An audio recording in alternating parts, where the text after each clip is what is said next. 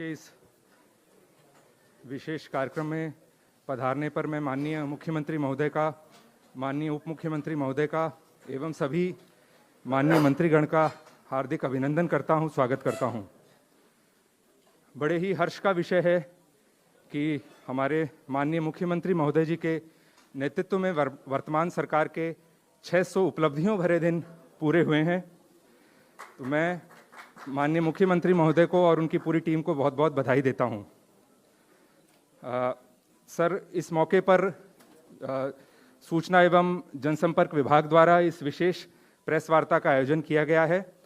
तो सर, सर्वप्रथम एक छोटी सी प्रस्तुति विभाग द्वारा एक फिल्म के माध्यम से बनाई गई है, तो आपकी अनुमति से सबसे पहले उसका दिखाना चाहेंगे। अपने लक्ष्यों से आगे बढ़कर पाया हरियाणा ने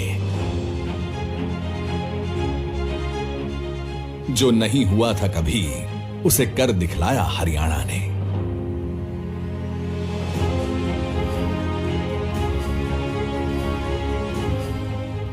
पर्ची खर्ची का काम खत्म, न तंत्र कहीं भ्रष्टाचारी।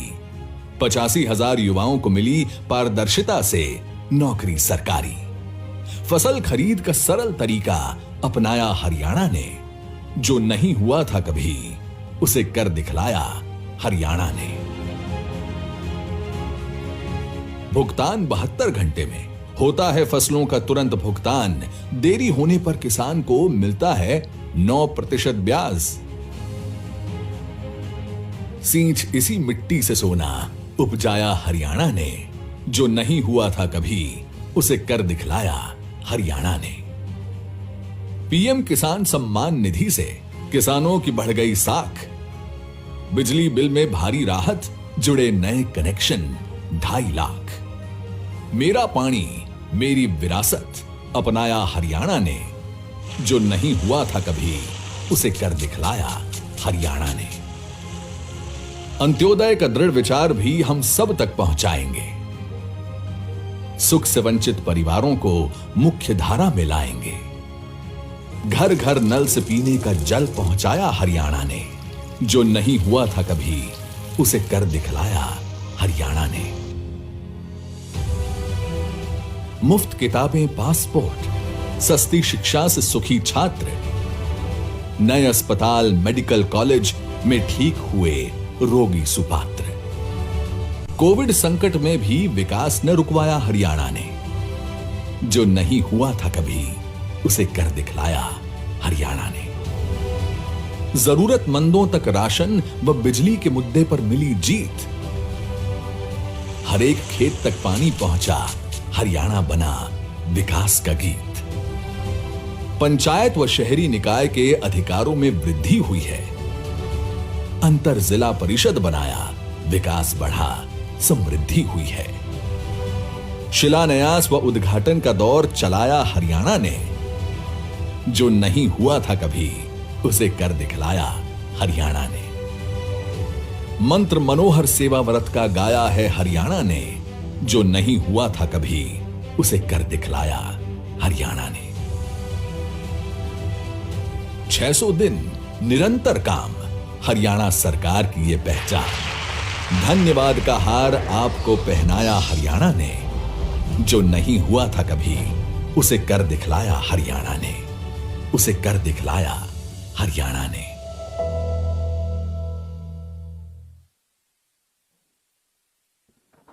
निस्संदेह माननीय मुख्यमंत्री जी के नेतृत्व में जो नहीं हुआ था कभी, वो हरियाणा ने कर दिखलाया है। माननीय महोदय, एक विभाग की तरफ से छोटा सा हमने प्रयास किया है, मानो गागर में सागर को भरने का प्रयास किया है। तो जो भी सरकार की उपलब्धियां रही हैं 600 दिन में, जो नई नीतियां रही हैं, उनको एक पुस्तिका में हमने संकलित किया है।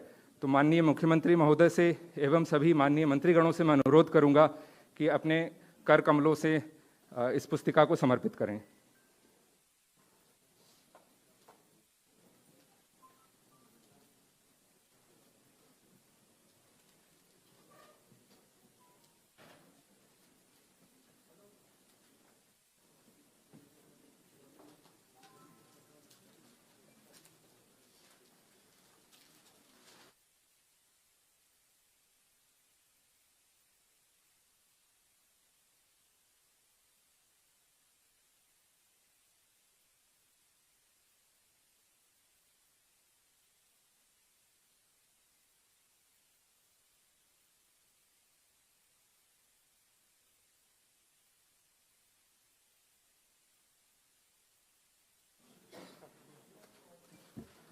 अब मैं माननीय मुख्यमंत्री महोदय जी से अनुरोध करूंगा कि अपना उद्बोधन देकर हमें अनुग्रहित करें।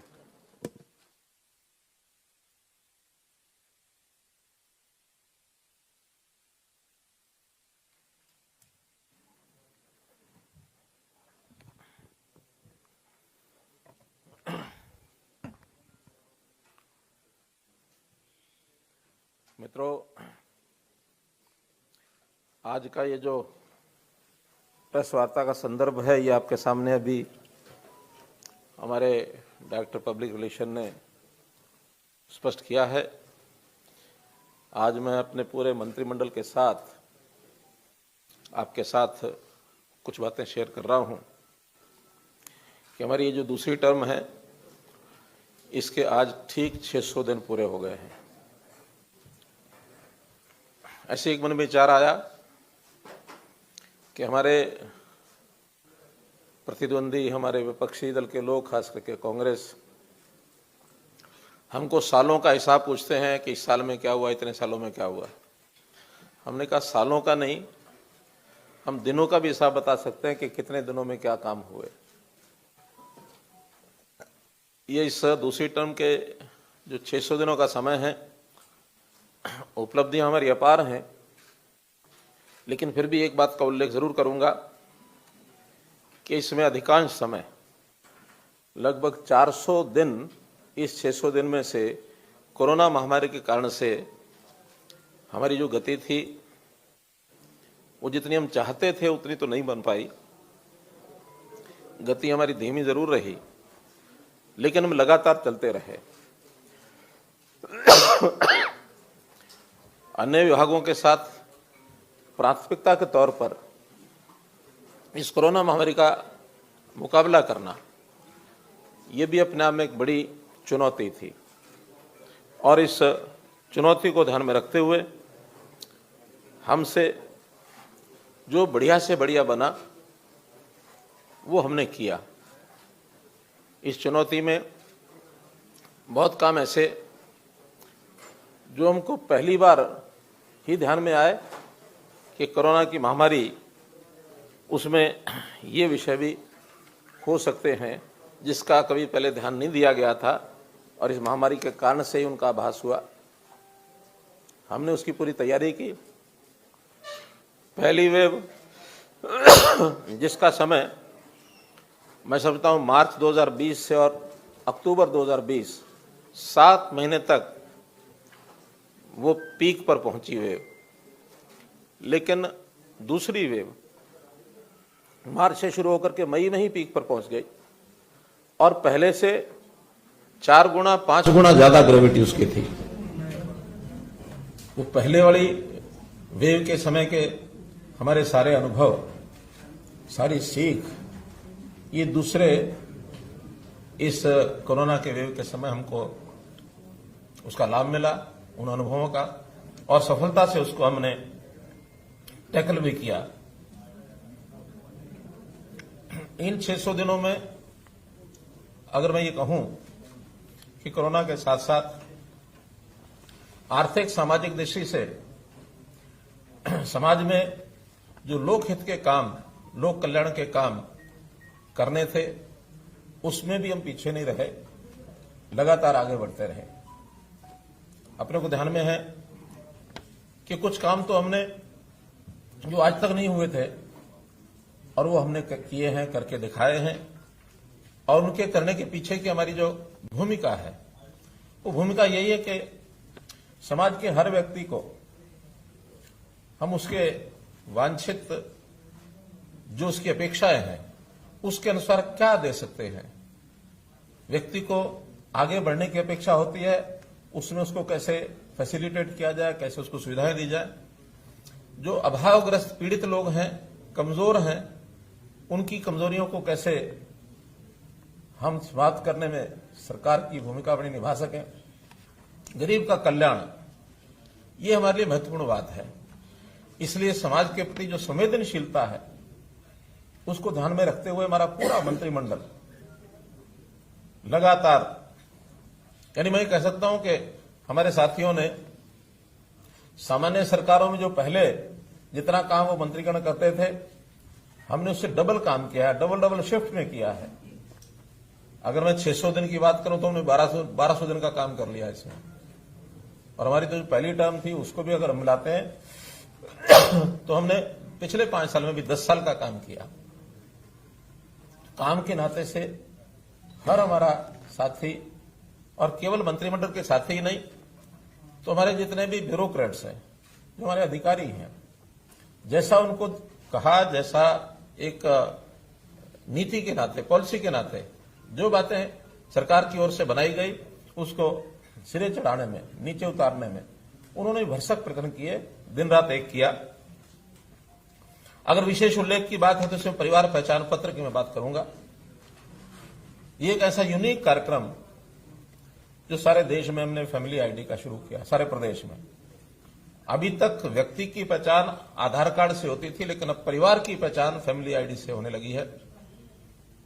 और जब हमने शुरू किया है तो इसको केंद्र सरकार ने भी बहुत बारीकी से अध्ययन करते हैं सर, उन्होंने इसको अपनाने का अपना संकल्प तय कर लिया है कि फैमिली आईडी के पायलट प्रोजेक्ट शुरू कराएं। एक पत्र निकला है, कुछ प्रदेशों के चीफ सेक्रेटरीज को कहा गया है कि इस फैमिली आईडी का अध्ययन करके एक पायलट प्रोजेक्ट का शुरू करना चाहिए। और मैं समझता हूं कि इसमें जो सरकारी योजनाएं, सहायता, जितनी भी सेवाएं हैं, वो इस फैमिली आईडी के साथ, रजिस्ट्रेशन के साथ योग्य व्यक्ति को, पात्र व्यक्ति को पहुंच जाएंगी। अपात्र व्यक्ति उससे पीछे रहना पड़ेगा, उसको वो आगे ले नहीं सकता।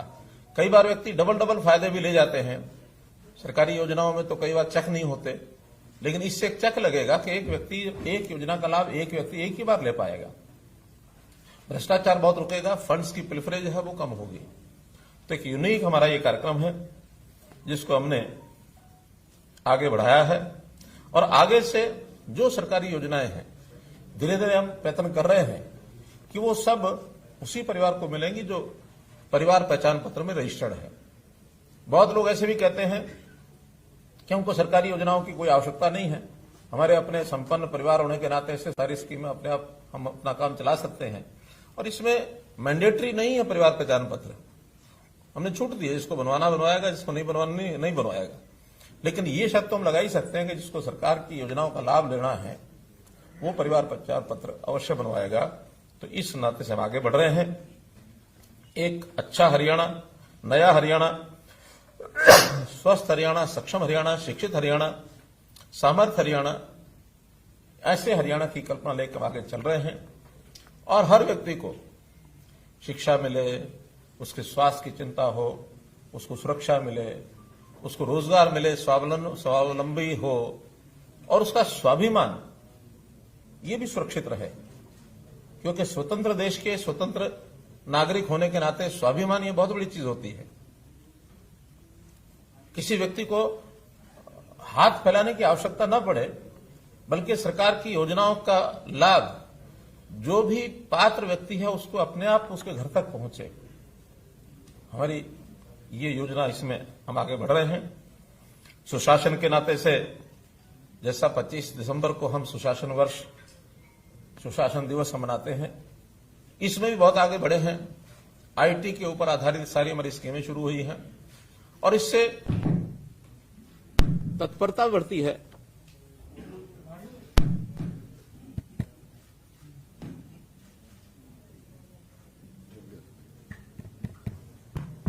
हो गया। इससे तत्परता बढ़ती है, काम में तेजी आती है और कहीं ना कहीं भ्रष्टाचार के ऊपर भी लगाम लगती है। तो ऐसे हमारे सुशासन के कामों के लिए भी हम लोग आगे बढ़े हैं। चुनौती में लॉकडाउन लगे, लॉकडाउन में स्कूल बंद, दुकानें बंद, सारी चीजें बंद, सामान्यतः जीवन थम सा जाता है। जो नियमित काम है वो तो खैर होते हैं, किसान की खेती वो समय पर उगानी होती है, उगती है, उगेगी, प्रोक्योरमेंट भी होगी। लेकिन बहुत ऐसे काम हैं जो हम यानी सोशल डिस्टेंसिंग को ध्यान में रखते हुए हमें बंद करने पड़ते हैं, ताकि इस कोरोना का जो विस्तार है उसको रोक सकें, उसको फैलने से कैसे बचा सकें। तो इसकी बहुत एक बड़ी चुनौती थी हमारे सामने। लोग सर्वाइव कैसे करें, उनकी आय कैसे सुनिश्चित रहे। और इस कोरोना में तो बहुत से लोग हमें छोड़ के चले गए। बहुत बच्चे हम अपने माता पिता को खो बैठे। ऐसे जाने वालों के प्रति हमारी सहानुभूति है, हम उनको श्रद्धांजलि देते हैं। हमने उन बच्चों की भी चिंता की है जो अपने माता पिता को खो बैठे हैं। समाज का हर वर्ग कैसे सुखी हो, ये हमने चिंता की है। जैसा कहा जाता है कि सर्वे भवन्तु सुखिना, सर्वे सन्तु निरामया, सर्वे भद्राणि पश्यन्तु, मां कश्चित् दुख भाग भवेत्। अर्थात हर कोई सुखी रहे, हर कोई निरोगी रहे, हर कोई कैसे यानी उसको किसी प्रकार का कष्ट न हो, ऐसी कल्पना को करते हुए हम लोग ये कर रहे हैं। जो चीजें नई हमने की हैं, मेरी फसल मेरा ब्यौरा, एक ऐसा कार्यक्रम कि किसान के हित में इसको हमने शुरू किया। किसान का खेत, उसने क्या बोया है, बोने के बाद कितनी उसकी फसल होगी, उसकी बिक्री ठीक से टाइम से हो जाए, कोई आपदा आ जाए, उसका नुकसान हो जाए, उसके नुकसान की भरपाई कंपनसेशन ठीक से मिल जाए और सरकार इसकी प्लानिंग भी ठीक से बना सके। अगर आज आवश्यकता ऐसी होगी है कि कौन सी फसल कितनी बुआई कराई जाए, आवश्यकता के हिसाब से इसकी प्लानिंग की भी जरूरत है। कोई एक ऐसा समय था कि अपने देश में खाद्यान्न की कमी थी, लेकिन हरित क्रांति के बाद आज खाद्यान्न भरपूर मात्रा में है और कई बार तो गोदाम में पड़ा खराब भी होता है। लेकिन आज भी बहुत चीजों की कमी है, तिलहन की कमी है, दालों की कमी है, फलों की कमी है। तो इन चीजों को सरकार प्लान कर सके ठीक से, तो इसलिए मेरा फसल मेरा ब्यौरा, ये भी आपकी जानकारी के लिए हरियाणा में हमने कार्यक्रम चलाया। इसको भी अब बाकी प्रांत आगे बढ़ा रहे हैं। हम तो यहां जमीनों का रजिस्ट्रेशन एक प्रकार का फसलों का 2 साल से कर रहे हैं।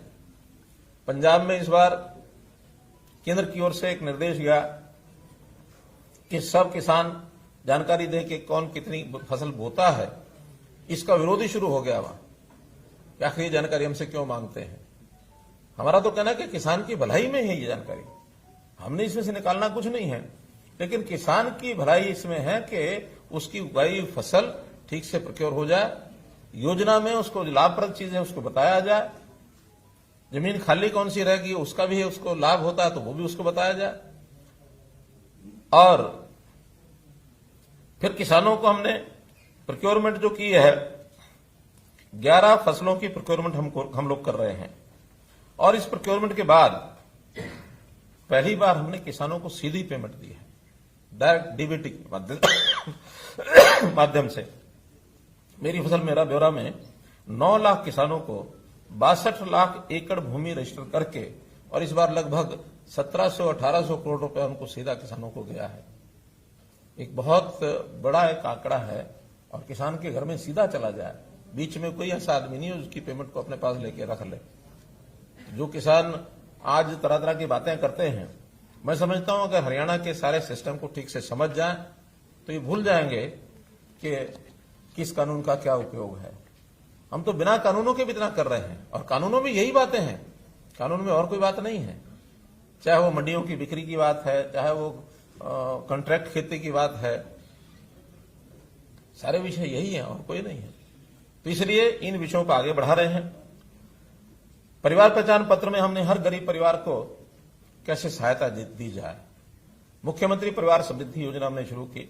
6,000 रुपया केंद्र सरकार की ओर से भी, प्रधानमंत्री जी की ओर से भी अनाउंस किया गया।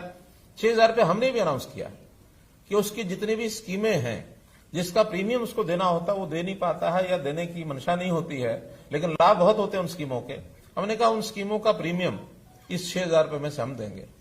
चाहे जीवन ज्योति योजना है, चाहे प्रधानमंत्री सड़क सुरक्षा बीमा योजना है, या प्रधानमंत्री फसल बीमा योजना है, या फिर सम्मान निधि है, किसान सम्मान निधि है, लघु व्यापारी सम्मान निधि है, श्रमजीवी सम्मान निधि है। तो इनके सबके प्रीमियम उसमें से हम देंगे। एक बहुत बड़ी एक योजना। फिर हमने ये कहा कि 1 लाख परिवार जो सबसे गरीब है उसका हमने कोई पैमाना नहीं रखा कि इतनी सीमा से नीचे। हमने कहा जो न्यूनतम आय के हैं उसका सर्वे हमारा चल रहा है, इनकम का वेरिफिकेशन। जो न्यूनतम होंगे वो न्यूनतम की सीमा 10,000 तो खैर नहीं होगी, 25, 30, 50,000 रुपया कुछ ना कुछ निकलेगी। तो उन 1 लाख परिवारों को मुख्यमंत्री अंत्योदय परिवार उत्थान योजना, इसमें से उनको काम दिलाएंगे। कोई सरकार उनको पैसा देगी ऐसा नहीं है, पैसा तो 6,000 रुपया जो देना है स्कीमों का देना है, लेकिन उसमें से कोई काम करने वाला परिवार का व्यक्ति छोटा काम बड़ा काम कुछ ना कुछ करा के लाख रुपए से ऊपर उसकी इनकम साल की हो जाए। अभी तो 1 लाख का पहला टारगेट है, इसको हम 1,80,000 तक भी ले जाना चाहेंगे। बीपीएल से भी ऊपर उठे तो ये एक स्कीम हमने बनाई है। स्वामित्व योजना, ये भी अपने आप में एक यूनिक, लाल डोरा को समाप्त करके और हर व्यक्ति को उसका परिवार की यानी उसका जो मकान है उसके नाम हो जाए रेवेन्यू रिकॉर्ड में, उसका वो यानी एक मलकियत होगी तो स्वाभिमान से वो भी रहेगा, मेरा मकान है, मैं इसका मालिक हो गया हूं। गांव में हमने पहले शुरू की, देश भर ने अपना लिया स्वामित्व के नाम से, आज कई प्रांतों में योजना शुरू हो गई है। और अभी हमने शहरी स्वामित्व, जो जमीनें 20 साल से पहले म्यूनिसिपैलिटी से किसी ने लीज पर ली थी, अब वो आदमी 20 साल 30 साल 40 साल, कईयों की 2 पीढ़ी 3 पीढ़ी भी हो गई है, दुकान है मकान है लेकर बैठे हैं। आज लीज का पैसा देते होंगे सॉरी देते होंगे नहीं भी देते होंगे, झगड़े होंगे, लिटिगेशन होगी, तो हमने एक स्ट्रोक से ऐसे सबको उनका मालिकाना अधिकार देने के लिए योजना बना ली। एक फार्मूला बनाया कि इतने पैसे जमा करा दे उसके मालिक हो जाए। तो ये शहरी प्रॉपर्टी का स्वामित्व, इस प्रकार से ये योजना भी हमने बनाई। बहुत विभागों के विवाद बने हुए थे। एचएसवीपी जिसको पहले मुद्दा कहते थे, उनके मकानों की अनाउंसमेंट है और झगड़े हैं। फिर एचएसआईडीसी इंडस्ट्रियल प्लॉट्स के झगड़े, फिर मंडियां, दुकान, मार्केटिंग बोर्ड, इनकी दुकानों के झगड़े। ऐसे सारे विभागों का एक योजना हमने माइनिंग की बनाई। विवादों का समाधान, जितने विवाद हैं बड़ी संख्या में है, उसकी कोई भी एक स्कीम बनाएंगे, वन टाइम सेटलमेंट स्कीम बनाएंगे, उसमें से उनको लाभ लेकर के और वो विवाद से बाहर हो जाएं, एक सुखी जीवन व्यतीत करें। ईज ऑफ लिविंग, अर्थात किसी व्यक्ति को अपने काम से मतलब है, काम के अलावा किसी और चक्कर में नहीं फंसा हुआ। आज तो यह कि हर व्यक्ति कोर्ट कचहरी के चक्कर में है, सरकार के दफ्तरों के चक्कर काटता है। ऐसे व्यक्तियों को उनकी समस्या के हिसाब से उनको निदान मिले, समाधान मिले, इसके लिए हमने विवादों का समाधान ऐसे स्कीम चलाई। कुछ नई प्रशासनिक इकाइयां, नए डिपार्टमेंट, ये भी हमने खड़े किए। जैसे प्रशासनिक इकाइयों में अभी तक हमारा शहरी डेवलपमेंट अथॉरिटी केवल एक गुरुग्राम की थी, वो भी हमने ही पिछले टर्म में बनाई थी। इस बार फरीदाबाद एफएमडीए बनाया और अभी पंचकुला पीएमडीए ने बनाया। आगे भी बड़े शहरों की ऐसी हमारी योजनाएं हैं, लेकिन ऐसी सारी हम योजनाएं बना रहे हैं। पंचकुला का एक समेकित विकास इसकी योजना बनी है और वो धीरे धीरे स्वरूप बना ले रही है। हम सोचते हैं कि पंचकुला को भी मोहाली के बराबर इस शहर को लेकर के आए, ताकि मोहाली हमारे से आगे है, मानने में हमें कोई आपत्ति नहीं है। हमने गुरुग्राम पर जोर लगाया, पंजाब ने मोहाली पर जोर लगाया, लेकिन अब गुरुग्राम और मोहाली हम एक साइड में छोड़ता हूं, उसके आगे पंचकुला को आगे बढ़ाएंगे तो उस कंपटीशन में भी हम आगे कैसे बढ़ पाए। 4 नए विभाग बनाए हमने। Citizen resource information data department, creed, जो ये हमारा जो फैमिली आईडी का सारा विषय चल रहा है, ये क्रिड के अंतर्गत ही चल रहा है। और आगे जितने भी वेरिफिकेशन होंगी वो सब क्रिड के अंतर्गत ही होंगे। फॉरेन कोऑपरेशन डिपार्टमेंट, पहली बार फॉरेन का डिपार्टमेंट कभी किसी सरकार ने बनाया नहीं था। उन्होंने कहा नहीं, फॉरेन में भी स्टेट्स को सीधा डील करना चाहिए। इंपोर्ट एक्सपोर्ट है, या हमारे यहां के लोग रोजगार के लिए विदेश जाते हैं, उनको तैयार करना, उनको सुविधाएं देना। फॉरेन डेलीगेशन आते हैं, उनसे बातचीत करके इन्वेस्टर्स को इनवाइट करना, या हरियाणा से कोई बाहर जाकर काम करना चाहे उसको फैसिलिटेट करना। तो फॉरेन कोऑपरेशन डिपार्टमेंट उन्होंने बनाया। हाउसिंग फॉर ऑल, प्रधानमंत्री जी की जो योजना है कि हर सिर पर, हर परिवार के ऊपर एक छत होनी चाहिए, उसका घर होना चाहिए। तो प्लानिंग से अभी तक ये एक विषय बहुत सरकारों ने पहले भी लिया होगा, कभी 100 गज के प्लॉट की बात है, कभी और कोई विषय हैं, लेकिन ठीक उसका अध्ययन करके जिसको चाहिए उसको हम दे नहीं पाए हैं। इसका एक क्रेडिट के माध्यम से अध्ययन करेंगे कि किसका अपना परिवार का घर है, किसका अपना घर नहीं है।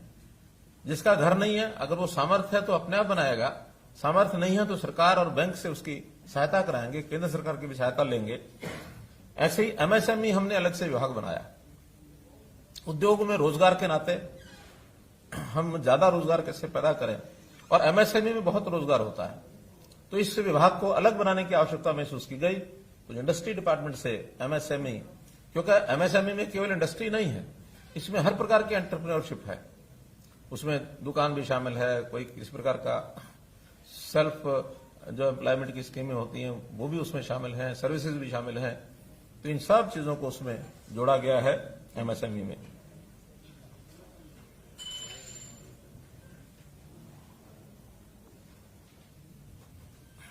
पानी, हमने पानी की गंभीरता को समझा और पानी कैसे बचाया जाए, क्योंकि हमारे यहां पानी का स्रोत जो है बहुत लिमिटेड है। हमारा जो अधिकार है सॉइल का, उस नाते से हमारा जो पड़ोसी प्रदेश है वो उसमें उलझा के रखा हुआ है। सुप्रीम कोर्ट में विषय है, कब सुलझेगा कब नहीं सुलझेगा। हम लगे हैं कि लगातार उस सुलझाने की ओर आगे बढ़ रहे हैं, और हमने उसमें सुप्रीम कोर्ट में निर्णय भी करवाया है। अब तो केवल एग्जीक्यूशन का है कि एग्जीक्यूशन केंद्र सरकार करे या कोई और एजेंसी करे, वो और आगे बढ़ रहे हैं। लेकिन फिर भी जो पानी हमारा उपलब्ध है, हम उसका मैनेजमेंट क्यों नहीं ठीक करें।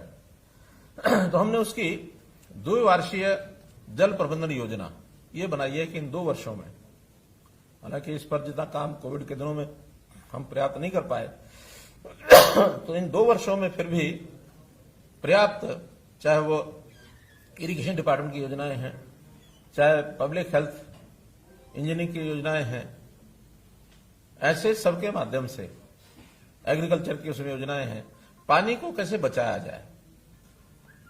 योजना हमने शुरू की, किसान धान को कम बोए, मेरा पानी मेरी विरासत, 7,000 रुपये प्रति एकड़ देने का यह काम किया हमने। विश्व बैंक ने भी इसको सराहा है कि ऐसी एक योजना जिसमें से पानी बचता है। 94,000 एकड़ लैंड पर पिछली बार पानी कम बोया गया, यानी धान कम बोया गया। इस बार 2 लाख एकड़ का हमने टारगेट रखा है। छोड़ो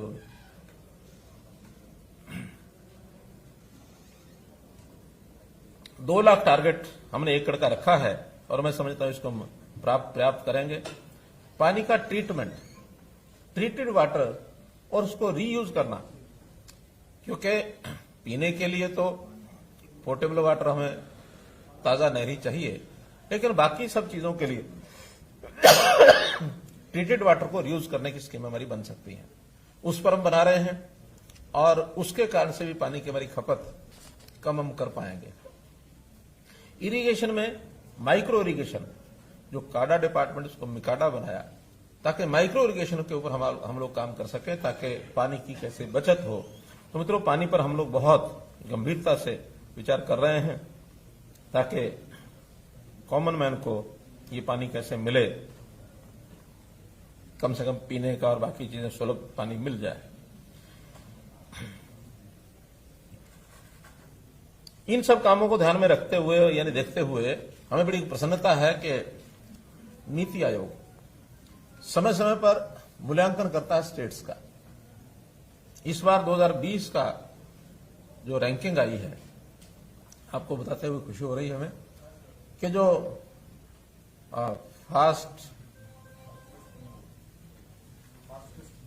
फास्टेस्ट मूवर, जो जिनकी गति काफी तेज गति से बढ़ रही है, ऐसे प्रदेशों में, बड़े प्रदेशों में हरियाणा इज नंबर 1। बाकी प्रदेशों के आंकड़े 2019 से कोई 2 अंक, कोई 3 अंक, कोई 5 अंक उनकी रैंकिंग बढ़ी है, लेकिन हमारी रैंकिंग 10 अंक बढ़ी है। बड़ी स्टेट्स में सर्वाधिक है, केवल छोटी स्टेट्स में मिजोरम हमारे से आगे है, जो 12 अंक लेकर के छोटी स्टेट्स में प्रथम रहा है।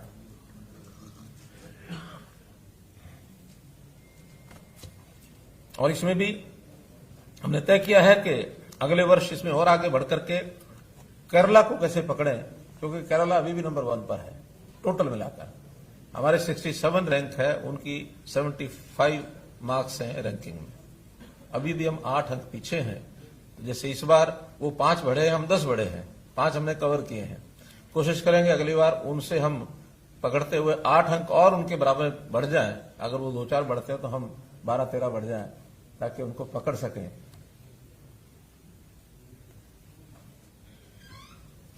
कोरोना के दिनों में कुछ चीजें और भी हमको, जैसे एक चुनौती के साथ कुछ अवसर आते हैं, तो शिक्षा विभाग को भी ऑनलाइन करने का हमको अवसर मिला है। यानी एक प्रकार से देखा जाए तो विद्यालय जो अब घरों में पहुंच गए हैं। जो विद्यालय में बच्चे आते थे, अब वो विद्यालय के ही अध्यापक ऑनलाइन टीचिंग करते हैं, पढ़ाते हैं। और इसके अंदर हमने अब विद्यार्थियों को लैपटॉप यानी क्या टैबलेट्स देने का निर्णय लिया है। 9वीं से लेकर 8वीं से लेकर के 12वीं तक के विद्यार्थियों को टैबलेट्स दिए जाएं, ताकि उसमें ऑनलाइन भी पढ़ाई कर सकें और जो यूट्यूब से भी करते हैं वो भी कर सकें, और कुछ अपलोडेड ऐसे जो लेसन्स हैं उसको मॉड्यूल के रूप में उसको पढ़ाई कर सकें। हमने आंगनवाड़ी और आशा वर्कर्स मोबाइल दोनों को दिए ना, आंगनवाड़ी और आशा वर्कर्स दोनों को मोबाइल दिए हैं, ताकि फील्ड का जो डाटा है,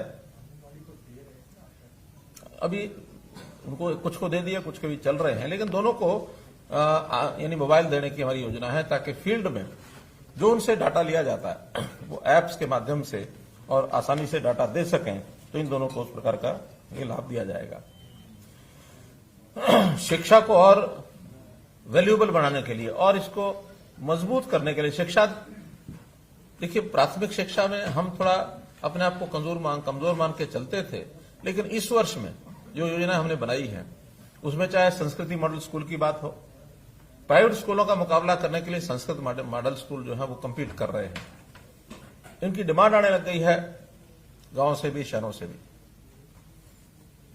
हमने इसके साथ play way schools, primary school में प्ले वे स्कूल्स की रचना भी की है। छोटे बच्चों के लिए क्रैच इसकी खोलने की योजना बनाई है, ताकि अगर बचपन अगर मजबूत है तो ये मान के चलेंगे नागरिक अपने आप मजबूत होगा। तो इसलिए शिक्षा को मजबूत करने का भी काम हमने किया है। हायर एजुकेशन में विद्यार्थियों को लोन में बड़ी कठिनाई आती थी, इसको सुलभ किया है। अब हायर एजुकेशन का लोन वो गवर्नमेंट गारंटी पर मिलेगा, जितना जिसकी आवश्यकता पूरा मिलेगा। और साथ ही हमने एक फंड, एक गारंटी स्कीम बनाई है, क्रेडिट गारंटी स्कीम, कि अगर कोई बैंक लोन देता है और उसका वो वापस नहीं हो पाता, तो हमारी जो क्रेडिट गारंटी स्कीम है उसमें से उस बैंक को वापस दिया जाएगा। वापस देने की जिम्मेदारी तो उस विद्यार्थी की है जो लेता है और बाद में नौकरी के बाद वापस करेगा, लेकिन किन्हीं कारणों से वापस नहीं हो पाता तो बैंक को सुरक्षित करने के लिए हमने अपनी जो क्रेडिट गारंटी स्कीम बनाई है उसमें से वो पैसा उनको वापस मिलेगा। स्किल डेवलपमेंट यूनिवर्सिटी बनाई, पढ़ाई के साथ साथ स्किलिंग, इसको थोड़ा मजबूत करके और कैसे नौजवान को नौकरी मिले उस ओर आगे बढ़े। तो स्किलिंग का भी बहुत बड़ा लाभ हमको मिल रहा है। बहुत से इंडस्ट्रियल हाउसेज के साथ हमने एमओयूज किए, तो उस एमओयूज के माध्यम से और वो लोग स्किलिंग करके वहां प्लेसमेंट भी हो रही है। प्राइवेट उद्योग में जो नौकरी है उसके लिए एक बड़ा हमने काम किया, और वो है 75% reservation in private jobs Haryana state की। थोड़ा इसमें उद्योगपतियों का थोड़ा सा जिसको कहना चाहिए विरोध शुरू में था, लेकिन अब धीरे धीरे वो इस लाइन पर आ गए हैं कि इस काम को हम करेंगे। उनकी ओर से अपेक्षा है कि हमें स्किल्ड यानी एक प्रकार से जो फॉर्मल स्किलिंग है, सॉफ्ट स्किलिंग है, इस प्रकार की जितनी आवश्यकता है उतनी करा कर देंगे तो वो नौकरी में रखने के लिए कोई उनको कठिनाई नहीं है, दिक्कत नहीं है, वो देंगे। तो इसको एकदम फाइनल करने के लिए उसके रूल्स हैं वो बनाए जा रहे हैं और ये बहुत जल्दी इसको हम पूरा कर देंगे। इस प्रकार जितने भी डिपार्टमेंट्स हैं उनके विकास के काम एक एक करके हम, कुछ काम तो ऐसे हैं जो पहली बार हमने किए हैं और कुछ रूटीन के जो काम हैं हमारे जो विकास के हैं, जो उपलब्धियां हैं, वो सब काम चालू हैं। कोरोना के दिनों में भले हम प्रत्यक्ष जाकर के कई बार प्रत्यक्ष जाकर के भी उद्घाटन शिलान्यास करते हैं, उसको करने में हमें कठिनाई आई हो। ऑनलाइन पिछले दिनों में 98 प्रोजेक्ट्स जिनके शिलान्यास और उद्घाटन हमने एक ही स्ट्रोक में किए 1170 करोड़ रुपए के। और ये चौथा कार्यक्रम है इस कोविड के दिनों में जब ऑनलाइन बड़े बड़े सारे प्रोजेक्ट्स को हमने किया है। लगभग 7,500 करोड़ रुपए के पिछले 1.5 साल में हम लोग ये कर चुके हैं। हमारे मित्र कांग्रेस के खास करके कुछ आलोचनाओं में एक बड़ा आलोचना ये करते हैं कि हमने अपने समय में ये किया, हमने अपने समय में वो किया। और एक विषय पिछले दिनों में काफी चर्चा में उन्होंने चला रखा है कि मेडिकल कॉलेजेस, इसके बारे में बताया कितने खोले हैं। अब उनको कहीं कोई चीज नहीं मिलती तो कहीं ना कहीं उंगली टिका देते हैं जाकर के। मैं मेडिकल कॉलेजेस के बारे में कह रहा हूं कि उन्होंने जो खोले हैं अच्छा ही अच्छी बात है, जो खोले हैं तो खोलने ही चाहिए, किसी सरकार को नहीं खोलने चाहिए ऐसा हमारा मत नहीं है। लेकिन हमने जो खोले हैं वो बता रहा हूं कि हमने आने के बाद फरीदाबाद का अटल बिहारी वाजपेयी मेडिकल कॉलेज, सिरसा, यमुनानगर, कैथल में घोषणा की है, उसका बहुत जल्दी निर्माण शुरू हो जाएगा। नारनौल में, जींद में, भिवानी में और गुरुग्राम में ये निर्माण शुरू हो चुका है। श्री कृष्णा आयुर्वेदिक विश्वविद्यालय ये बन चुका है। डेंटल कॉलेज मेवात में 135 करोड़ रुपए का ये बन चुका है। कुटेल में पंडित दीनदयाल उपाध्याय जी के नाम से यूनिवर्सिटी ये बन चुकी है। 6 नर्सिंग कॉलेज 194 करोड़ रुपए के बन चुके हैं। और ये तो जो नए बनाए हैं वो बोल रहा हूं, जो पुराने भी पहले बनाए गए थे उसमें भी भवन खड़ा करने तक ही सीमित रहे, उन्होंने उसको आगे विस्तार नहीं किया उसका। हमने हर एक मेडिकल कॉलेज का विस्तार किया। और 2014 में जो एमबीबीएस की 750 सीटों का एडमिशन मिलता था, आज वो 1850 एमबीबीएस की सीटें इस साल एडमिशन हुए हैं, मोर देन डबल। आखिर ये हमारे वाले मेडिकल कॉलेज तो जब चलेंगे तब चलेंगे। ये तो पहले वालों का ही विस्तार किया, उसमें भी हमने पर्याप्त पैसा खर्च किया है। बजट में भी जितना पैसा उन्होंने नए लगाने में किया होगा उससे ज्यादा बजट हमने उन सब मेडिकल कॉलेज में लगा के और ये 1850 मेडिकल कॉलेज की सीटें बढ़ा करके हमने ये सब काम किए हैं। तो मित्रों, कोविड का जो सबसे बड़ा विषय वो था कोरोना। कोरोना में जैसे मैंने बताया कि सारी व्यवस्था हमने ठीक से की, आज सारी दोहराने की आवश्यकता नहीं है क्योंकि ये हर दिन ही चर्चा का विषय रहा। एक बात का उल्लेख मैं करना चाहूंगा, ऑक्सीजन का। हमारा सबसे बड़ा चैलेंज इस बार था तो ऑक्सीजन थी। ऑक्सीजन की सप्लाई केंद्र से भी हमने जितना मिलना था वो लिया और अतिरिक्त भी प्रयत्न जितने इंडस्ट्रियल ऑक्सीजन को हमें जो मेडिकल ऑक्सीजन में बदलने के लिए काम किए वो हमने किए। यहां तक कि जो गैसियस फॉर्म की ऑक्सीजन हमको मिल रही थी क्योंकि लिक्विड ऑक्सीजन ही ट्रांसपोर्टेबल है, तो उन लिक्विड ऑक्सीजन को, गैसियस ऑक्सीजन को उपयोग करने के लिए 2 जगह हमने स्पेशल मेडिकल हॉस्पिटल बनाए 500 बेड के, पानीपत में, रिसार में। ये भी यूनिक काम हुआ है, कहीं किसी प्रदेश में ऐसा नहीं हुआ। 1-2 प्रदेशों में हमारे साथ साथ ही हमारे बाद बने हैं, लेकिन पहली बार देश में ये प्रयोग हुआ है। हमारे ये दोनों हॉस्पिटल भले आज वहां पेशेंट्स नहीं हैं, फिर भी ये 6 महीने तक रहेंगे। 6 महीने के बाद कोई दुर्भाग्य से अगर दोबारा से कोई विषय ऐसा आता है तो फिर ये काम आएंगे, और नहीं तो 6 महीने बाद इसको डिसमेंटल किया जाएगा। ऑक्सीजन को, प्राकृतिक ऑक्सीजन कैसे तैयार हो, इस ओर भी हमारे वन विभाग की ओर से हमने योजना बनाई। बड़े बड़े वन ऐसे बनाए जाएं 5 एकड़ से लेकर 100 एकड़ तक, जिसमें से 2 का भी शिलान्यास पिछले दिनों किया है। और इस वर्ष में इन वनों को याद रखने के लिए, कोरोना के कारण से याद रखने के लिए इसका नाम भी हमने विशेष रखा है ऑक्सी वन, कि इन वनों से ऑक्सीजन मिलेगी। और नए वन जो बनेंगे ठीक है, पुराने वन, खास करके वो पेड़ जिनकी आयु 75 वर्ष से ऊपर हो गई है, ऐसे पेड़ों को भी हम सम्मान करते हैं। वो भी हमारे प्राणवायु देवता है, तो इस प्राणवायु देवता के नाते उनकी भी हमने 25 रुपए साल की पेंशन लगा दी है कि जो उन पेड़ों की देखभाल अब करेगा, वो व्यक्ति हो, परिवार हो, संस्था हो, गांव की पंचायत हो, शहर नगर पालिका हो, जो भी कोई उसकी चिंता करेगा, उसको 2,500 रुपए साल का रख रखाव के लिए, उसके सम्मान के लिए उनको ये दिया जाएगा, ही मिलेगा।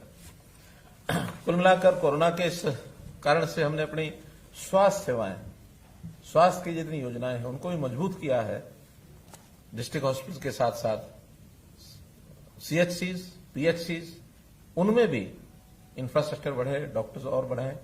इसके लिए डॉक्टर्स की भर्ती, पैरामेडिक्स की भर्ती, नर्सेज की भर्ती, ये भी जरूर हम आगे बढ़ाएंगे, करेंगे।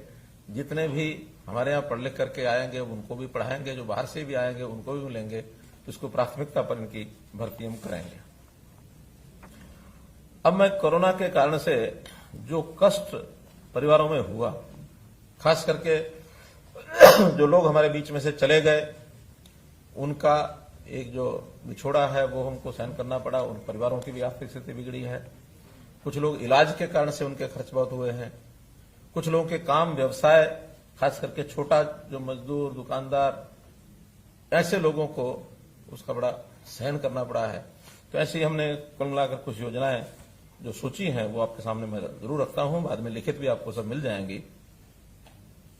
सबसे पहले तो जिन के माता पिता कोरोना में छिन गए उनके लिए हमने नगद राशि, बैंक अकाउंट में राशि, और यहां तक 23 साल का कोई अनाथ हो जाता है तो उनको 10 लाख रुपए की नगद राशि भी मिलेगी।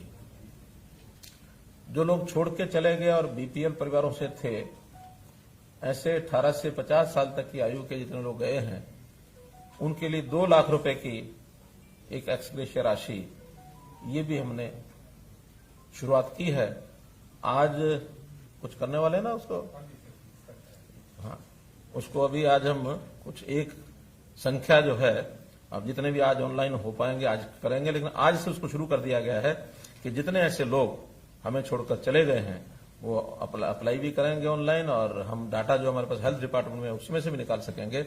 तो ऐसे गरीब परिवारों को 18 से 50 वालों को 2 लाख रुपए नगद राशि ये भी उनको दी जाएगी बीपीएल के लिए। ऐसे ही जो होम आइसोलेशन में बीपीएल परिवार के जो सदस्य बीमार हुए कोविड से, उनको भी हमने 5,000 रुपया ये हर व्यक्ति को दिया है। वो भी आज उसको भी हम लॉन्च कर देंगे। लगभग अभी ये 10,000 के आसपास ये संख्या हमारे पास आ गई है।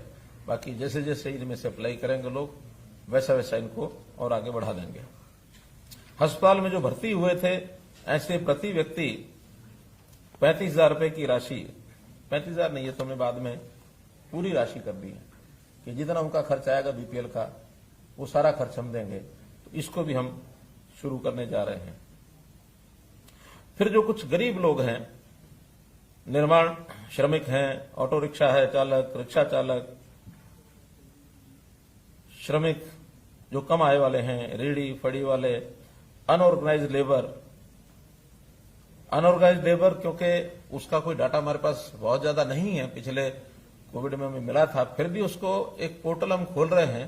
18 जून से उसके ऊपर रजिस्टर करना शुरू करेंगे, ताकि जो लोग हमारे परिवार पहचान पत्र में आ गए होंगे और ऐसे अनऑर्गेनाइज्ड लेबर है, उनको सबको मिलाकर, तो ऐसे लगभग ये 12 लाख लोग हैं, परिवार हैं। तो ऐसे 12 लाख परिवारों को हम एक मुश्त 5,000 रुपया सबको दे रहे हैं, जो ये कुल मिलाकर 600 करोड़ रुपए की लागत का एक पैकेज ये आज हम घोषणा कर रहे हैं। हर एक परिवार को 5,000 रुपया एक मुश्त। अब वो उसका इनकम कम हुई या कहीं खर्चा ज्यादा हुआ, वो मेडिकल हेल्प इससे अलावा है, जो हेल्थ सर्विसेज के पहले है वो अलावा है। उसके अलावा ये जो काम व्यवसाय, छोटे काम करने वाले, ये जो भी कैटेगरीज मैंने बताई हैं, इसके अलावा हेल्थ डिपार्टमेंट की कैटेगरीज हैं, ASHA workers, NHM national health mission और शहरी स्वास्थ्य मिशन, ये भी लगभग 22,000 संख्या है। इस 22,000 संख्या भी, क्योंकि इन्होंने काम बहुत किया, मेहनत बहुत की है, हालांकि इनको अपने व्यवसाय के नाते, अपनी तनख्वाह के नाते सब मिलता भी होगा, तो भी जो कि एक चैलेंज इनके लिए था, ये हमारे कोरोना वॉरियर्स जैसे हम कह सकते हैं, उस प्रकार की श्रेणी में हैं। तो इनको भी 5,000 रुपया प्रति परिवार, प्रति व्यक्ति बल्कि रादर, ये इनको दिया जाएगा, जो 11 करोड़ रुपए की ये राशि है। छोटे दुकानदार, ये भी जो बीपीएल परिवार हैं, 3 लाख की संख्या लगभग इनकी है, ये मेरे पास रजिस्टर्ड हैं। तो ऐसे 3 लाख बीपीएल छोटे दुकानदार, इनको भी 5,000 रुपया प्रति परिवार, तो 150 करोड़ रुपया ये भी हमारा इसके अंदर लगेगा। उनको भी एक राशि एक मुश्त दी जाती है। पावर डिपार्टमेंट ने कुछ घोषणा की है कि जो बिल हैं जिनका फिक्स चार्जेस आता है, काम नहीं हुआ, कम हुआ तो भी मंथली चार्जेस या फिक्स चार्जेस जो लगते हैं, उनका पैमाना यह तय किया है कि अगर किसी का जनवरी, फरवरी और मार्च का जो बिल है एवरेज बिल, उससे अभी जो इन 3 महीनों में एवरेज बिल यानी अप्रैल, मई, जून, इनका एवरेज बिल अगर 50% से कम है, क्योंकि अगर 50% से ज्यादा है तो ये मान के चले को काम चलता है उसका, ठीक है, लेकिन अगर बिजली बिल ही 50% से कम आया है तो मतलब उनके काम में कहीं ना कहीं अड़चन पड़ी है। तो ऐसे लोगों के लिए रियायत है कि उनका जो फिक्स चार्ज है, यदि वो 10,000 रुपया महीना से कम है तो उसको सारे का सारा रिफंड किया जाएगा, नहीं लिया जाएगा, या दे दिया होगा तो रिफंड किया जाएगा। अगर 10,000 से कम है, 10,000 से या समझो 10,001 से 40,000 रुपए तक अगर फिक्स चार्ज है तो उनको 10,000 रुपए एक मुश्त ये रिबेट मिलेगा, और 40,000 से ऊपर अगर है तो 25% उसका रिबेट मिलेगा। 3 कैटेगरी हो गई। 10,000 तक है तो पूरा माफ, 10,001 से 40,000 है तो 10,000 फिक्स, और 40,000 से ऊपर है तो 25%, अर्थात 40,000 भी है तो भी 25% में 10,000 हो जाता है, 44,000 है तो 11 हो जाएगा, 60 है तो 15 हो जाएगा। तो ऐसा करके एक पावर डिपार्टमेंट ने ये पिछली बार भी एक राहत दी थी, इस बार भी ये राहत उनको दी जा रही है। और साथ में ही 30 जून तक कोई इनके ऊपर अधिभार नहीं लगेगा, ब्याज नहीं लगेगा। मानो लेट पेमेंट हुई है तो उसको 30 जून तक नहीं लगेगा, 30 जून के बाद जरूर उस पर ब्याज या जो अधिभार है वो लगेगा। संपत्ति कर हमारे यूएलबी की स्कीम है कि जो ये 21-22 का पहला क्वार्टर है, अर्थात अप्रैल में जून, इसका संपत्ति कर ये पूरे का पूरा माफ कर दिया जाएगा। लगभग 150 करोड़ रुपए का ये खर्च जो है ये आएगा। ऐसे ही गुड्स ट्रांसपोर्ट, जो उन पर नहीं, non goods transport, goods transport पर तो रात नहीं है, लेकिन नॉन गुड्स ट्रांसपोर्ट जो माल नहीं ढोते हैं, सवारियां ढोते हैं, ऐसे मोटर व्हीकल्स को पहले क्वार्टर का जो मोटर व्हीकल टैक्स है वो नहीं देना पड़ेगा। यानी ये जो पहला क्वार्टर अप्रैल में जून, इसका भी 72 करोड़ रुपए का डिपार्टमेंट के ऊपर बोझ पड़ेगा। इनकी जो फिटनेस डेट है जो पहले खत्म हो गई थी उसको भी 30 जून तक बढ़ा दिया गया है, ताकि ये 30 जून के बाद अपनी फिटनेस ये करा सकते हैं। राशन का हमको पता है कि दीपावली तक केंद्र सरकार ने और ये तय किया है कि हर गरीब परिवार को दीपावली तक राशन मुफ्त मिलेगा, उसका कोई पैसा उनसे नहीं लिया जाएगा।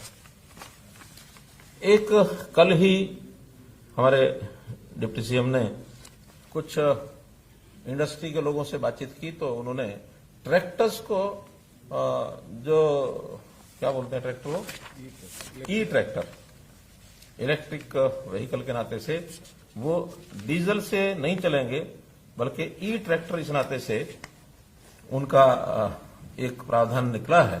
तो ई ट्रैक्टर को प्रोत्साहन देने के लिए हम लोगों ने यह तय किया है कि इसका आज 600 दिन हुए हैं तो 600 पहले ट्रैक्टर्स उनको अप्लाई करना होगा।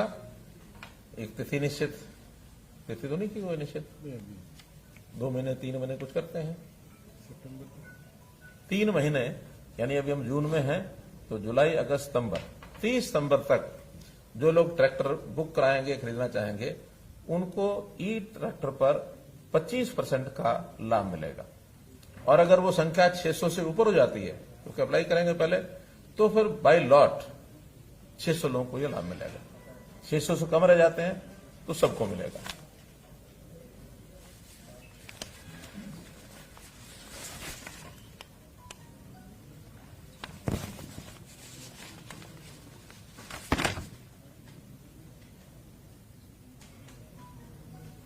एक विषय और बताना रह गया है। बड़े शहरों में हमने 4th फ्लोर इसका रजिस्ट्रेशन ये भी अलाउ किया है, वरना पहले 3 फ्लोर की रजिस्ट्रेशन होती थी, 4th फ्लोर पर रजिस्ट्रेशन नहीं होता था, 3rd और 4th इकट्ठा एक ही मालिक का नाम होता था।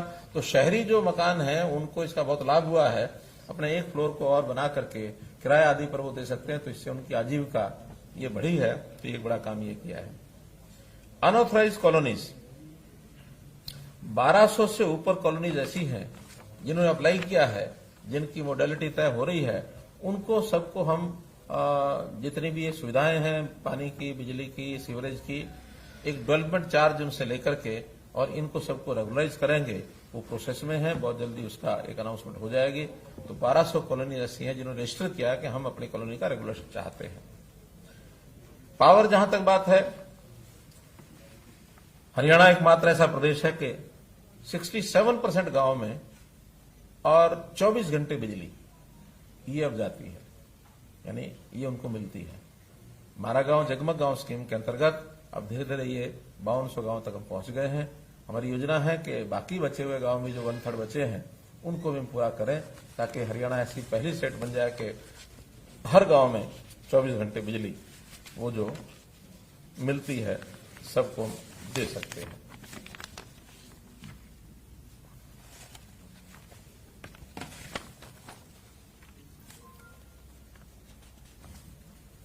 मित्रों, मैं थोड़ी बात किसान आंदोलन की करता हूं। देखिए, हमने किसान आंदोलन के बारे में पहले भी कई बार बताया, मैं फिर बता रहा हूं आपके माध्यम से। फिर आज 600 दिन पूरे होने पर मैं अपील भी करता हूं कि इन 3 कानूनों का कोई दुष्प्रभाव ऐसा नहीं है जिस प्रकार का प्रचारित किया जा रहा। पीछे हमारे जो फार्मर्स थे, प्रोग्रेसिव फार्मर्स, उस दिन भी मैंने कहा था कि हम इनका उपयोग करना शुरू करें, एक बार इसको लागू होने दें। लागू होने के बाद कोई भी उसका दुष्प्रभाव होगा तो आखिर किसान भी इस देश के हैं, सरकारें भी इस देश की हैं, लागू करने वाले भी यहीं के लोग हैं। सब मिलकर के इसके ऊपर फिर विचार करेंगे कि हम लोग इस पर काम करने के लिए तैयार हैं। हम किसानों की सब सुविधाएं वो आज भी दे रहे हैं, आगे भी देते रहेंगे, कहीं इसमें कमी नहीं है। हाँ, लेकिन कुछ प्राथमिकताएं जो तय की हैं उसके अनुसार किसानों को भी सहयोग करना चाहिए। खास करके जो एक विषय में भी 2 विषय रादर बताने जा रहा हूं कि ट्यूबवेल कनेक्शंस ये हमने खोल दिए हैं, लेकिन एक ही शर्त लगाई है कि 35 हार्स पावर तक अभी प्राथमिकता पर हम देंगे, लेकिन 15 से ऊपर जो हार्स पावर है उसको माइक्रो इरिगेशन के साथ जरूर जोड़ेंगे। अगर माइक्रो इरिगेशन का हमने प्रावधान नहीं किया यहां, जो कि पैसा सारा सरकार दे रही है, 85% सरकार दे रही है, तो इसका मतलब हम पानी के प्रति हमारा प्रेम नहीं है। पानी का संकट इतना ज्यादा है कि अगर हमने इसको ध्यान नहीं किया तो हमारी अगली पीढ़ियां तो पानी के बिना ही चिल्लाएंगी। एक बहुत बड़ा संकट आगे खड़ा होगा। तो हमारा ये दृढ़ निश्चय है कि पानी को जरूर बचाएंगे। सरकार यानी किसान की फसल को कम नहीं होने देंगे। माइक्रो इरिगेशन पर भी फसल कम नहीं होती है, उसका एक सिस्टम बनाना पड़ता है, और जो सिस्टम बनाएगा उसको हम पावर कनेक्शन देते चले जाएंगे। ये जो आ रहा है कि इस बेल्ट में बंद कर दिए, उस बेल्ट में कनेक्शन बंद कर दिए, सब गलत है। 35 से ऊपर भी, जब ये 35 वाले सारे कंप्लीट हो जाएंगे उसके बाद ऊपर के वो भी माइक्रो इरिगेशन के साथ उसको खोलेंगे। 100 मीटर से नीचे अगर पानी चला गया तो अनिवार्य रूप से ही माइक्रो इरिगेशन जरूरी है। 100 फुट से अगर नीचे चला गया तो अनिवार्य माइक्रो इरिगेशन है। 100 फुट से ऊपर है तो थोड़ी रिलैक्सेशन अगर छोटी मोटर है तो दी जा सकती है। तो इसलिए बिल्कुल स्पष्ट एक संकेत हम देना चाहते हैं, हमारी नीति है कि पानी बचाएंगे तो अगली पीढ़ियों को सुख पाएंगे वो। इसलिए इस पर 100 फुट से नीचे माइक्रो इरिगेशन सब्सिडी तो बाकी में भी है। 85% सब्सिडी सब जगह है, 100 से नीचे नहीं, बाकी जगह भी है। क्यों? हमारे हैं सब जगह है। सब जगह है, कोई 100 से नीचे नहीं, सब जगह ही है वो। और एक दूसरा विषय, इस बार हमने बाजरे की खरीद की। एक बहुत अच्छा संदेश उसका गया कि हम हरियाणा में बाजरा खरीद रहे हैं और सबका खरीद रहे हैं। संयोग से 7 लाख मीट्रिक टन से ऊपर हमारी खरीद हुई। लेकिन उसमें एक पहलू ऐसा जिसको मैं दुर्भाग्यपूर्ण कहूंगा कि राजस्थान खरीदता नहीं है, और राजस्थान का किसान भी, क्योंकि रेट का अंतर बहुत है, रेट का अंतर यानी उस समय सीजन के दिनों में भी 400-500 रुपया होता है, बाद में तो हमको बहुत सस्ता बेचना पड़ा, लेकिन 400-500 रुपए के लालच में राजस्थान का किसान हमारे आगे बेच के जाता है। और दूसरा, कुछ लोग बाहर से सस्ता ला करके व्यापारी भी किसान के नाम से बेच जाता है, हमें नुकसान उठाना पड़ता है। और ये जो नुकसान होता है, ये अल्टीमेटली तो हरियाणा के किसान का नुकसान है, क्योंकि वही पैसा जो बचेगा वो किसान के खाते में कहीं और देंगे हम। बहुत सी योजनाएं हमारे पास किसानों की हैं। इस बार 700-800 करोड़ रुपए से ऊपर नुकसान इसका गया है हमारा, जो हमने दोबारा से बेचा है उसको, क्योंकि अपनी खपत बहुत कम है। बहुत मुश्किल से 1.5 से 2 लाख मीट्रिक टन हरियाणा की बाजरे की खपत है, जो पीडीएस में हम देते हैं, बाकी सब बेचना पड़ता है।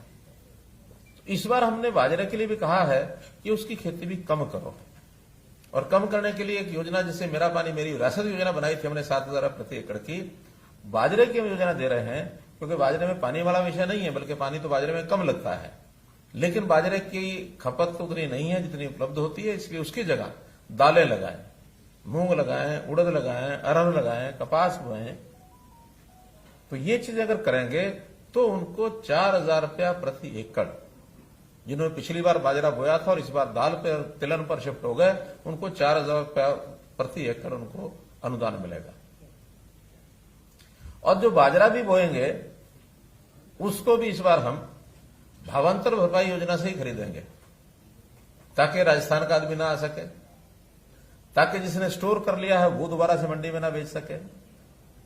क्योंकि स्टोर करने वाले आज भी स्टोर कर गए हमारे यहां सस्ता खरीद के, कि अब जब मंडी खुलेगी तो हम सरकार को 250 फिर बेच देंगे। तो वो रोटेशन चलता रहेगा। उस रोटेशन को बंद करने के लिए केवल किसान जिसने बोया है उसी को भावांतर भरपाई योजना का पैसा मिलेगा। तो ये एक किसानों के हित में, खास करके हमारे जो बाजरा ग्रोइंग फार्मर्स हैं उनके हित में ये बात मैंने बताई है कि बाजरा छोड़ दें तो 4,000 रुपये लें, बाजरा बोएं तो इस बार प्रोक्योरमेंट की बजाय उनको भावांतर भरपाई योजना का पैसा मिलेगा, डीबीटी से मिलेगा सबको, सबके उनके खाते में जाएगा। वो हमारे पास डाटा आ जाएगा सारा, मेरी फसल मेरा ब्यौरा में इस बार। और डाटा को लेने के लिए थोड़ा सा इस बार हमें और मेहनत करेंगे कि हर खेत का फसल का डाटा ये हमारे पास आ जाए। कई बार बहाने मारते हैं कि भी हम तो बोया था बाजरा लेकिन हमारी तो फसल लिखा ही नहीं गया। तो इस बार सारे डिपार्टमेंट लग करके, चाहे उसमें रेवेन्यू डिपार्टमेंट है, एग्रीकल्चर डिपार्टमेंट है, इरिगेशन डिपार्टमेंट है, और हमने आउटसोर्सिंग सिस्टम से भी हम लोग लगाएंगे, ड्रोन मैपिंग ये भी हम कराएंगे। तो इसलिए इसको थोड़ा सख्ती से लागू करेंगे। ये विषय भी आपके सामने मैंने रखना था। ड्रोन की बात आ गई, एक विषय और जो मेरे उसमें लिखा नहीं था लेकिन मुझे याद आ गया इसलिए बता रहा हूं। हमने एक नया कार्यक्रम शुरू किया है और एक कारपोरेशन बना रहे हैं, ड्रोन कारपोरेशन ऑफ हरियाणा। और जितना भी सर्वे ड्रोन से करने की आवश्यकता विभागों को पड़ेगी, चाहे वो एग्रीकल्चर है, चाहे फॉरेस्ट है, माइंस है, अर्बन लोकल बॉडीज है, ग्राम पंचायत का डिपार्टमेंट है, या टाउन कंट्री प्लानिंग है, क्योंकि ये सबको एरियल सर्वे की जरूरत पड़ती है। ऐसा एरियल सर्वे करने के लिए एक ड्रोन कारपोरेशन हरियाणा हमने बनाया है, जिसमें पहले चरण में 100 ड्रोन और एकदम अगले चरण में 100 ड्रोन और, तो ऐसे 2 चरणों में 200 ड्रोन लिए जाएंगे। हमारे पास 40 से 50 ड्रोन हैं अभी, लेकिन अलग अलग विभागों में है। कोई फॉरेस्ट के पास है, कोई हमारे क्रिड के पास है, कई बाकी डिपार्टमेंट्स का उपयोग कर रहे हैं, साइंस टेक्नोलॉजी कर रहा है। उन सबको इकट्ठा करेंगे ड्रोन कारपोरेशन में और 200 ड्रोन्स का ये प्रावधान करके, और इस 200 ड्रोन को करने का मतलब यह है कि हर 40,000 स्क्वायर किलोमीटर है, तो 200 स्क्वायर किलोमीटर में एक हो जाएगा। 200 स्क्वायर किलोमीटर में एक ड्रोन 10 दिन के अंदर पूरा सर्वे कर लेता है।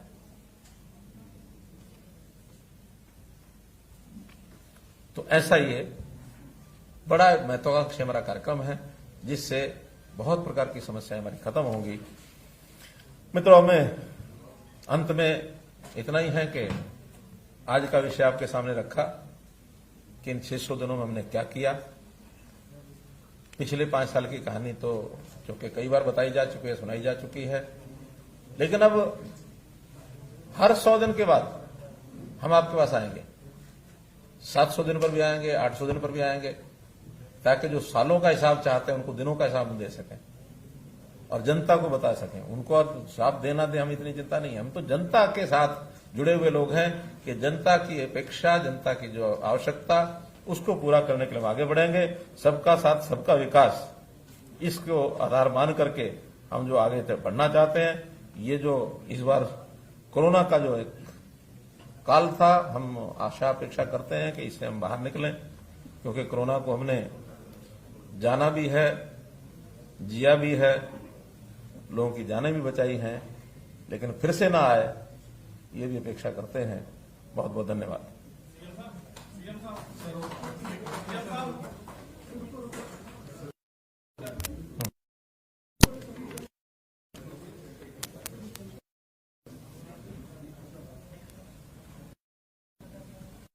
इसको खाएं।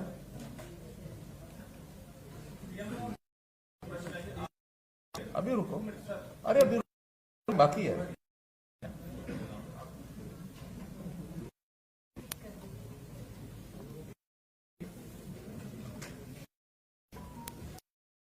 जी,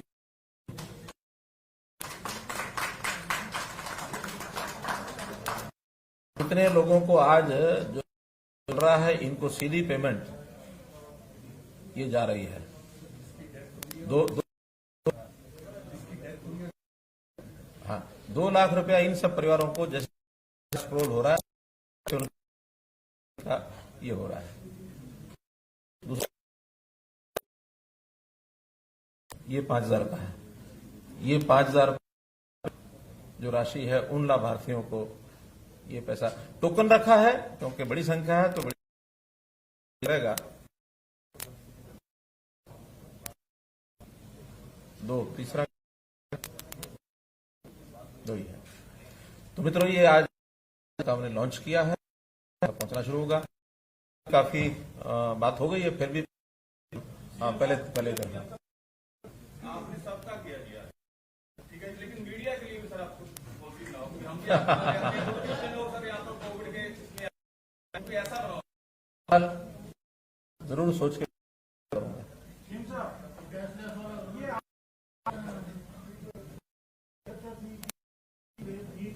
आएगी क्या?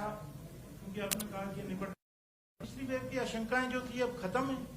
नहीं, देखिए, हमने कर ली है। हम कभी भी लापरवाही नहीं बरतेंगे, लेकिन जैसे मैं एक वाक्य प्रयोग किया करता हूं, hope for the best and be prepared for the worst also. तो हम तीसरी वेव आए या जो अभी ब्लैक फंगस का विषय है, किसी प्रकार की कोई भी कठिनाई आएगी, उसमें हमारा हेल्थ डिपार्टमेंट, एजुकेशन डिपार्टमेंट, बाकी संबंधित जितने विभाग हैं, सब लोगों ने अपनी अपनी तैयारी कर रखी है। और मैंने तो कहा कि अपेक्षा हमारी यह है कि ना आए, इसमें से हम सुरक्षित बाहर निकल जाए। आएगी तो हम तैयार हैं। एक मिनट। हाँ, 6 महीने में डिसमेंटल हो जाएंगे। 6 महीने तक तो, आखिर 6 महीने तक तो हम प्रतीक्षा करेंगे ही ना। 6 महीने के बाद उनको हमने बना के रखना है कि नहीं रखना है, क्योंकि टेंटेड एक अकोमोडेशन है, और टेंटेड अकोमोडेशन बिना किसी यूज के खड़ा रखना ठीक नहीं है। हमारा पहला टेंडर 6 महीने का हुआ है, एक्सटेंडेबल अप टू नेक्स्ट।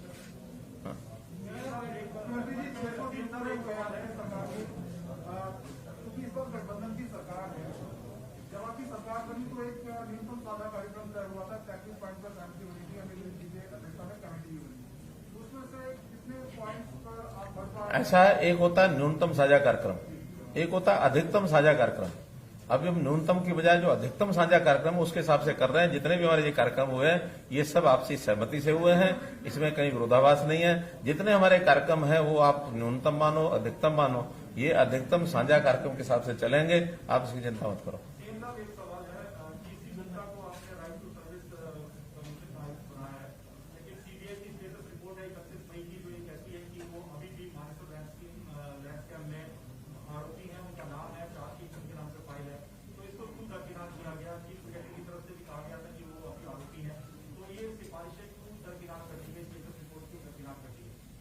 देखिए, एसीएस जो होता है ना, वो इस पद से भी बड़ा काम है। अगर वो इतने साल से एसीएस रह गए हैं तो फिर यहां भी बन सकते हैं। जो स्टेटस उनका एसीएस के नाते था वो आज भी है, जो स्टेटस रिपोर्ट्स का उस समय था वो आज भी है। कहीं भी कोई बात आगे आएगी तो उस समय मिलकर के अपने आप संभालेंगे। कोई ऐसी स्थिति नहीं है जिसमें कोई गड़बड़ होने वाली। हाँ, ऐसे 603 में तो भी आपने बहुत कुछ किया, जो पहली दफा हो वो आपने बता ही दिया है। आपने एक बहुत बड़ा कार्यक्रम गुड़गांव में किया था पिछले टेन्योर में, जिसमें 6 लाख करोड़ के निवेश करने का प्रपोजल्स आए थे। बहुत अच्छा कार्यक्रम आपका था। हम कितने पे आ पाए? 6 लाख में से कितना, हम 6 लाख करोड़ में से कितना करोड़ हम इतने 5 साल तकरीबन हो गए उसको आए हैं था? आज अभी हमने M2 600 इसका कार्यक्रम किया है। अगस्त के महीने में मैं M2500 ये कार्यक्रम करूंगा, उसमें बताऊंगा। हाँ। पिछले साल में सीएम साहब, एक सवाल मेरा है। अभी पिछले यानी 600 दिनों में लोकल बॉडी और अन्य जगह पे जो सेक्शन 7A की रजिस्ट्रियां हुई थी, उसमें करीब 300 अफसरों पे कार्रवाई होनी थी, और वो रिपोर्ट आपके पास पहुंच चुकी है। उस पर कब तक कार्रवाई की जाएगी? देखिए, वो कार्रवाई डिपार्टमेंटल कार्रवाई है और वो अपने तरीके से उसको देख रहे हैं, कर रहे हैं। कितनी उनकी गलती है, कितनी नहीं है। एक बात हम ध्यान रखें कि कोई भी जब नया प्रोजेक्ट या नई पॉलिसी कोई भी चलाई जाती है, उसमें कभी कभी जो गलती होती है वो कभी मेलाफाइड होती है, कभी बोनाफाइड होती है। अगर तो कहीं मेलाफाइड गलती है तो निश्चित रूप से उसको सजा मिलेगी। मानो किसी से कोई बोनाफाइड गलती हो गई है तो फिर कई बार उसके उसी हिसाब से उसका निर्णय भी लिया जाता है, क्योंकि ये 7A का प्रावधान इतनी सख्ती से पहले लागू नहीं हुआ था जितना सख्ती से अब हम लागू कर रहे हैं।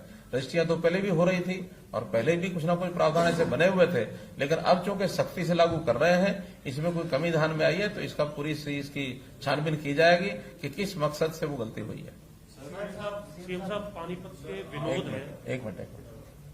सर, ये आपने आज फाइनेंशियल असिस्टेंस अनाउंस की है जो कोविड के विक्टिम्स हैं और उनके जो सर्वाइवर्स हैं, उनके कोविड विक्टिम्स की फैमिलीज के लिए। बीपीएल का हो गया, कुछ एक और गरीब तबकों का हो गया, लेकिन कई महिलाएं स्पेशली वो हैं जो टोटली डिपेंडेंट थी एक मेल मेंबर के ऊपर, वो एपीएल या बीपीएल से नहीं है। हो सकता है कि वो टैक्स पेयर भी रहे हों, लेकिन वो परिवार उजड़ गए। क्या आपके पास कोई इस तरह की भी योजना है कि ऐसे परिवारों को भी आप किसी तरह से कोई सहायता देंगे? देखिए, कोई ना कोई एक पैरामीटर पैमाना रखना पड़ता है। अब हर किसी को हर चीज का लाभ तो संभव नहीं होता है। बहुत लोग संपन्न भी हैं, बहुत लोग अपने पैरों पर खड़े भी हैं। अगर कोई ऐसा इंडिविजुअल केस कभी आएगा कि किसी एक व्यक्ति के कारण से उतना वो परिवार इतना पीछे हो गया है या इतना सेटर हो गया कि उसकी मदद करनी जरूरी है, तो वैसे भी करते हैं। हमारे पास सभी मंत्रियों के पास डिस्क्रिशनरी कोटा डीक्यू होता है, तो ऐसा इंडिविजुअल कोई परिवार आता हम बीच में करते भी रहते हैं। तो ऐसा कोई आएगा जरूर करेंगे। साहब, पानीपत के विनोद है जो अफ्रीका के अंदर वर्क वीजा पर गए हुए थे और समालखा में वो रहते थे। उनके छोटे भाई के पास फोन आया है, उनसे फिरौती मांगी जा रही है।